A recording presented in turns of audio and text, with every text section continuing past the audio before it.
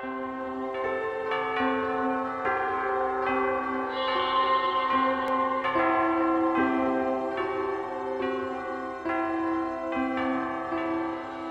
dažādi mēdz būt cilvēku ceļi, pašu izvēlēti un vēstures līkloču caurausti, un pilnīgi iespējams, ka Jelgavas diecēzes bīskapa Antona Justa ceļš uz priesterību būtu gluži citāds tepat savā zemē Latvijā, ja ne 40. gadu notikumi, ģimenes izsūtīšanas draudi, tad karš un visbeidzot bēgļu gaitas, kas gandrīz 50 gadus viņu šķīra no Latvijas, no dzimtās puses, no Varakļāniem, kur baznīcas grāmatā joprojām glabājas ieraksts, ka 1931. gada 24. novembrī zemkopju Antona Justa un Leonoras Rīmšas ģimenē dzimušais bērns, zēns, tiek kristīts dodot tam vārdu Antons.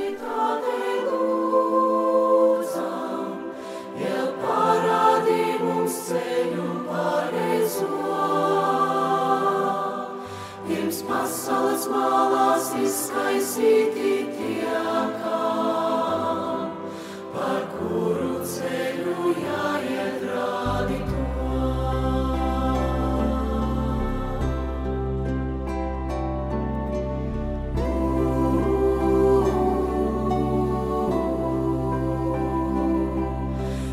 Izskliedēs mūs svešu zemju kur jaunās mājas vietas būs. Kungs dod, lai mūsu pēdas svešie saprot, bez dzimtenes ir grūti izdzīvot. Rādi to,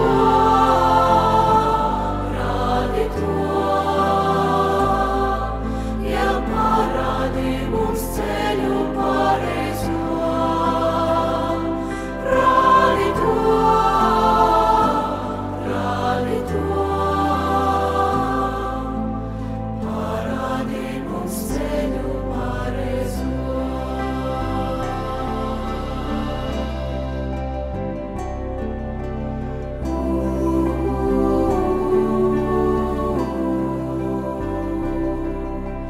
Mazajam Antonam ātri nācās kļūt pieaugušam, un to ir piedzīvojuši visi kara laika bērni.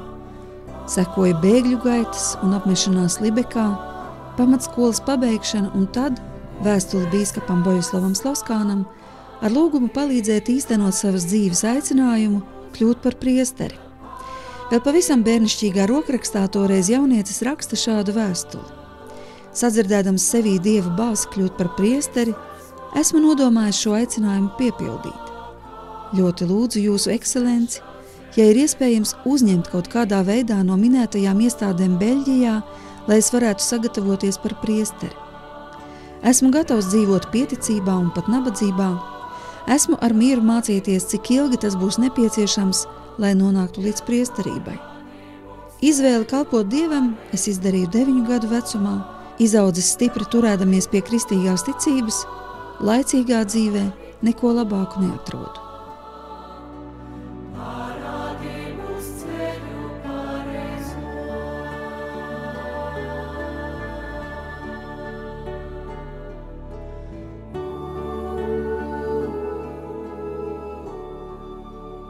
Antona Justa ģimene no Vācijas tālāk dodas uz Ameriku, kur cer atrast darbu, bet dēls uz Beļģiju, jo bīskaps Sloskāns bija saklausījis šajā jaunajā cilvēka aicinājumā lielu patiesumu. –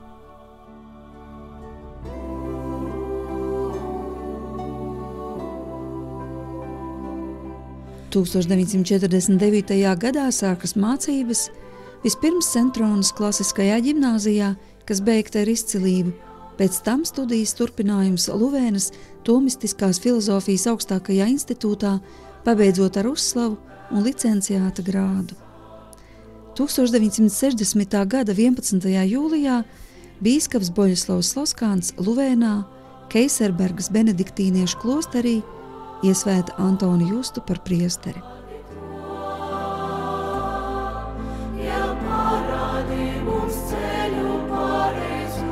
Sekoja ilgi kalpošanas gadi Amerikas Savienotajās valstīs, bet 1992. gadā atgriešanās dzimtenē, kur Antonam Justam tika uzticēta gan Rīgas katoļu garīgā semināra vadīšana, gan arī Jelgavas diecēze, kurā nu jau nokalpoti turpat 15 gadi.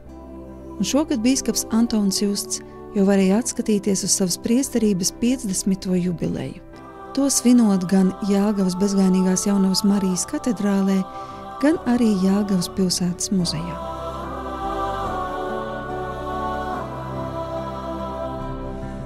Gribās domāt, kā mana priestera kalpošana ir bijusi pozitīva. Jelgavā es esmu bijis kā bīskaps gandrīz jau 15 gadus. Man Jelgava mīļa, un tās garīgā un laicīgā labklājība tuvu stāv manai sirdī. Es priecājos par Jelgavas un tās novadu, Jelgavas un Ozilnieku novadu panākumiem. Manā acu priekšā 15 gados es redzu, kā gan Jelgavas centrs, gan visa apkārtne ir augusi un veidojusies.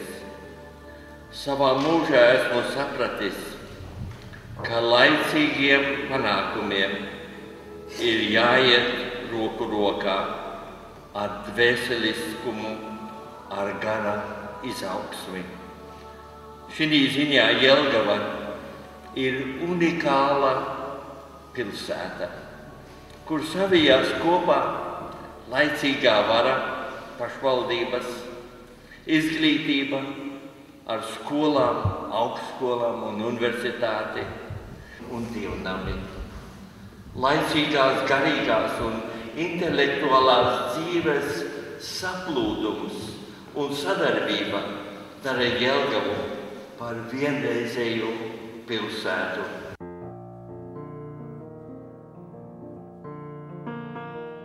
Jelgava un jelgavnieki patiešām ir bijuši ļoti svarīgi bīskapam visu viņa kalpošanas laiku.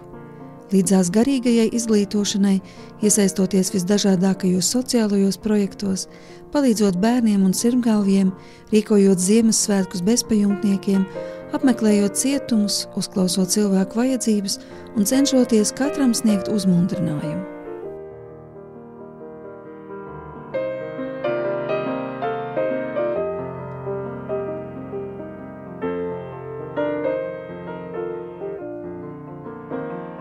Es gribētu teikt, ka bīskapa kunga ienākšana Jelgavas pilsētā bija ļoti vērtīga, jo pilsētā ienākot 96. gadā, pilsēta kopumā bija pēc lielajām ekonomiskajām krīzēm un rūpnīcu aizvēršanas cilvēkos bija diezgan liela depresija. Tāpēc bīskaps ienākot pilsētā ar savu darbību, ar savu ļoti cilvēcisko attieksmi pret cilvēkiem, ļoti saprotošu attieksmi pret cilvēkiem. Un te pašā laikā diezgan arī prasīgo, lai cilvēks pats veido savu dzīvi, lai cilvēks pats tomēr ir atbildīgs par savas dzīves soļiem. Un šī darbība katrā ziņā cilvēkos viesa uzticību, pārliecību par sevi un, protams, arī grūtos brīžos ticību kaut kam augstākam.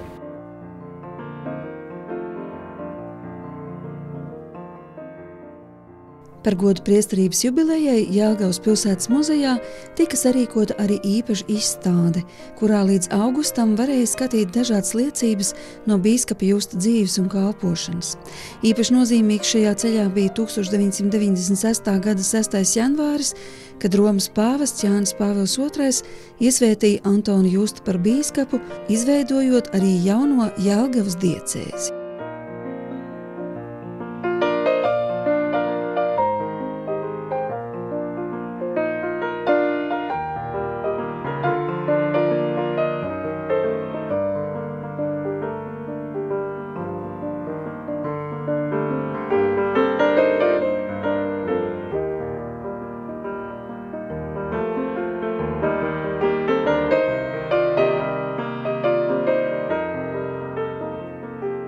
Aplūkojoties tikko iznākušajā grāmatā 4. zvaigzne, tā vien šķiet, ka jums ir bijušas vismaz 5 dzīves.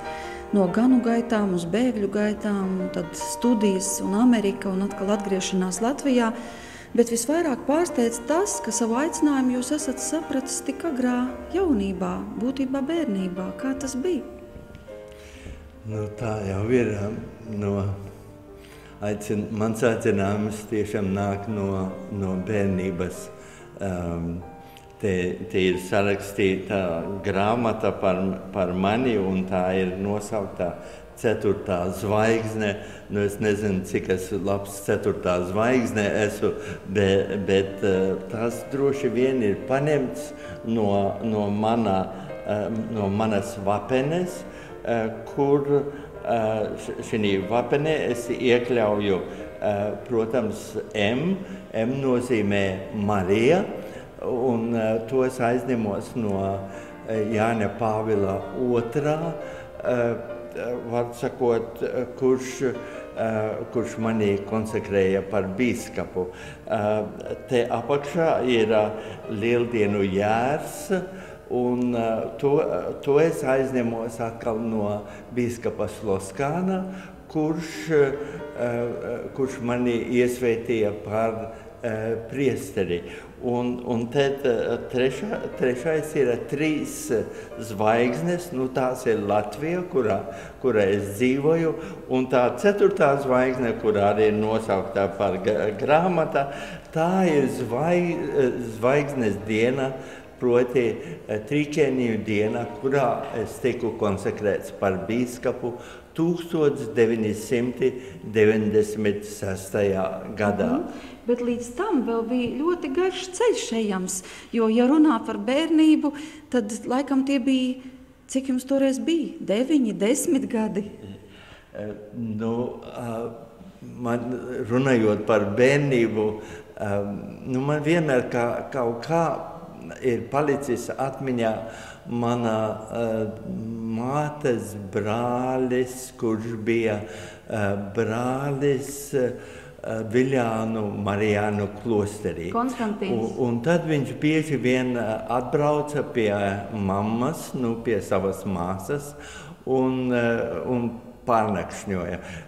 Es saprotu, ka Viļānu klosterī viņš bija par zirgu kopēju, un viņam zirgi, tiešām, mūsu tie zirgi mājās izskatījās tā kā kleberīši, var sakot, ka viņš iebrauca. Bet kas man uzkrita vakarā, gājam gulēt, un tad viņš nometies pie gultas lūdzās. Es laikam aizmigu, no rīta es pamostos, un viņš vēl pie gultas turpat lūdzās.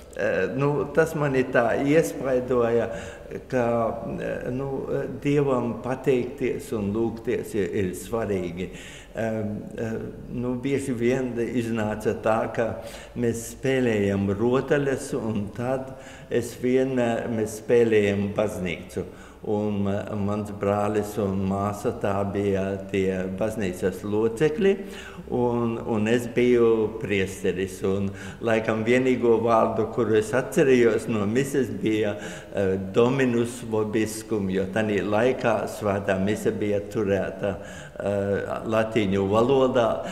Ko es vēl tālāk teicu, es neatceros, bet es zinu, ka tautā es predikoju. Bet tāds pamudinājums, protams, radās, ka es gāju pie pirmās svētās komunijas un Varakļānos, un tieši priesteris, kurš mūs apmācīja, tanī laikā bija padomu laiks, un atnāca un viņu arestēja un aizveda. Jūs to redzējāt? Uz cietumu. Un mēs bērni visi izklīdām, kurais varēdams, bet man tā palika ideja prātā, kādam būtu jāstājās viņa vietā. Es tā nekad nedomāju, ka tas būtu es vai ne, bet kādam vajadzīgs aizpildīt to vietu, apmācīt bērnus.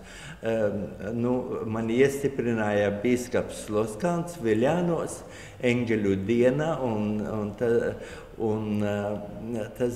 es domāju, ka tas laikam bija 43. Gadā. Un es atceros, ka bīskaps predikoja un kaut kur savā prātā bija iedomājies, es arī kādreiz predikošu. So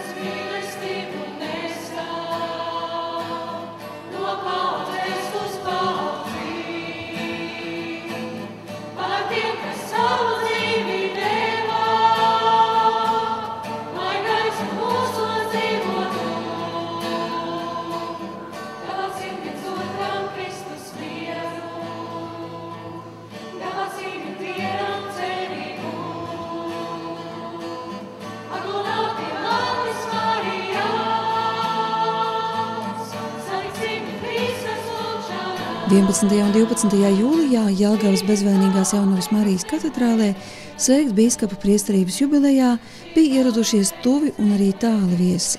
Viņu vidū apostoliskais nuncijs Baltijas valstīs Luigi Bonacci, bet vistālāko ceļu bija mērojuši cilvēki no Amerikas, no kādreizējās bīskapa Jūsta kalpošanas vietas. Es biju Amerikā Great Falls, un bīskaps tur mani aicināja iesākt jaunu draudzi un uzcelt baznīcu. Un man jāsaka, ka šie ir tie cilvēki, kuri man palīdzēja to darbu darīt. Te ir Džons, kurš viņš bija grāmatvedis, un viņš tā saplānoja, ka baznīcu uzcēlam tieši par to naudu, par kuru viņš bija ieplānojis. Un šeit ir John un Pat, ar kuriem mēs Great Fallsā tāpat Svētās Katrīnas baznīcā mēs darbojamies kopā, un viņš ir armijas kapteinis, kurš ir aizgājis pensijā tagad un atpūtā. Un šeit ir Pols un Lani. Kad es iesāku Great Fallsā, man nebija kur palikt, un bija jāiegādājās māja, un gadījās, ka es iegādājos to māju tieši blakus viņiem, jeb viņi iegādājās blakus man, un šeit man aiz muguras ir Džulija, un Džulija ir tā, kura var sakot, ja Napoleons būtu dabūjis viņu par ģenerāli, viņš nekad karu nebūtu pazaudējis, jāsaka. Var sakot, viņa ir ļoti laba organizētāja, un tur aizmugurē ir tēvs Havards, un viņš bija, kad es biju prāvests, viņš bija blakus draudzē par prāvestu. Viņš izbūvēja baznīcu, un es būvēju pēc viņa, un es mēģināju nošpikot no viņa un netaisīt tādas kļūdas, kādas viņš bija ietaisījis. Kā jūs varētu raksturot bīskapu Justu? Jūs ilgi viņu pazīstat? Jā, mēs pazīstam viņu ļoti ilgu laiku, un mēs bijām pirmie, pie kuriem viņš atnāca vakariņās. Pēc dievkalpojuma viņš pienāca mums klāt un teica, vai jums būs vakariņas šovakar? Mēs teicām jā, un viņš sacīja, es atnākšu. Tā mēs iepazināmies, mēs viņu ļoti mīlam. Viņš ir brīnišķīgi ietekmējis arī mūsu bērnus. Bet kas ir īpašs šajā cilvēkā? Viņš visu laiku ir dodošs. Viņš dod ikvienam. Before the bishop or the Father Pirms tās Justs sāka kalpot pie mums Virģīnijā, es nebiju aktīvs draudzes loceklis. Man nepatika būt aktīvam draudzē. Bet viņš panāca to, ka es ļoti aktīvi iesaistījos draudzes dzīvē.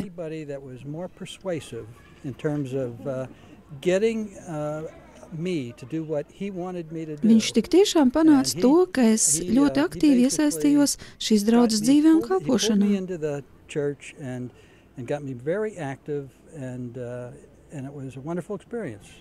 Bet kur tad ir noslēpums, kā viņš to panāca? Es domāju, ka svarīgi ir tas, ka viņš ir ļoti pazemīgs.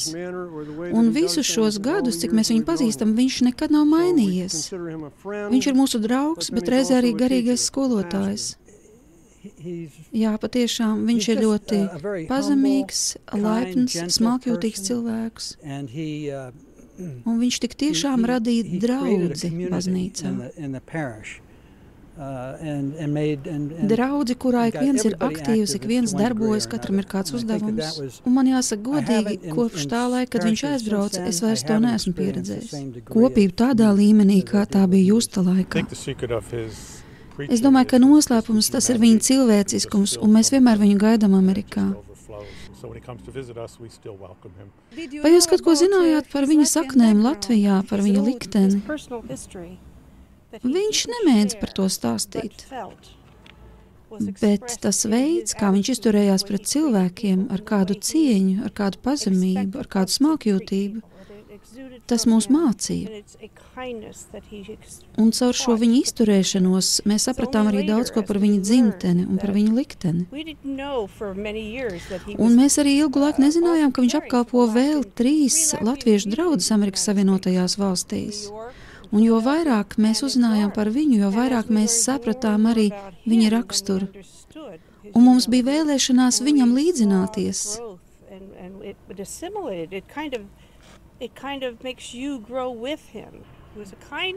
Viņš mums ļoti daudz, kā draudzē, ir iemācījis. Kam jūs, kā Latvija, esat gājuši cauri? Un vienu dienu jūs uzzinājāt, ka viņš grasās doties uz Latviju. Kā jūs jutāties? Nepārāk labi. Bez šaubām, ka tēvs Justs mums bija svētība. Un tagad tā ir svētība jums. Tas nozīmē, ka 2 tautas ir svētītas pateicoties viņam. Es gribu teikt, ka jūsu valsts ir brīnišķīga, jūsu zeme ir brīnišķīga, un apbrīnojami ir jūsu vēlme to saglabāt. Mēs lūgsim, lai jums tas izdodas.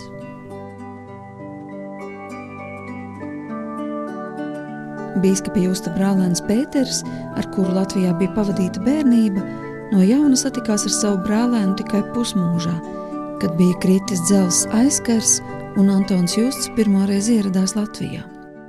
Tiešām savienojuši gan viņam, gan man kā brālēnam, jo no bērnības tā kā mēs nebijām tikušies. Bet no bērnības vēl atcerējies viņu kaut kādās bērnības atmiņās? Jā, iespaidu, sejas vaips tie ir vienmēr cilvēkam, radiniekam palikuši iespaidā uz mūžīgiem laikiem. Arī blēņas atcerējāties, ko kopā darījāt? Nu, blēņas tādas bija, bet nu, tās bija lauku blēņas un tās visiem piedeva. Nebija tik tā, kad mums par to rātu, par tām blēņām. Dikti, jeb kā lauko saka, pērt.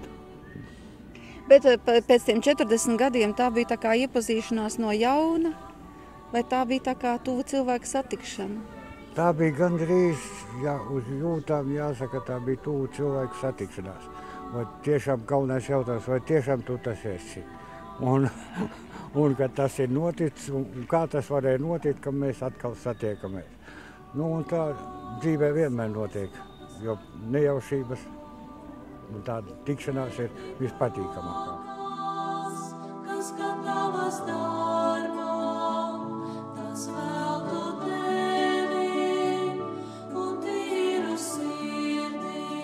Kas ir tās spilgtākās viņa rakstura īpašības, ja jums būtu kādas 3 jānosauc? Tā ir mīlestība uz cilvēku, uz Dievu.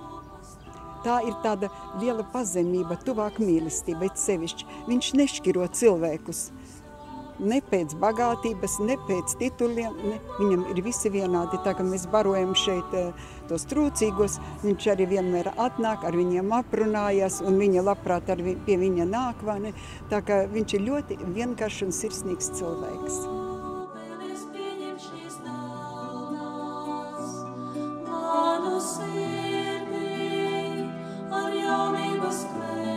Kas attiecās uz Latviju, savu darbu uzskatu kā pamatu likšanu tai Latvijai, kura pacelsies nākotnē, tai baznīcai, kura nāks pēc mums, un lai mēs varētu nest cilvēkiem dzīvību, mīlestību un cerību. Lai Dievs palīdz.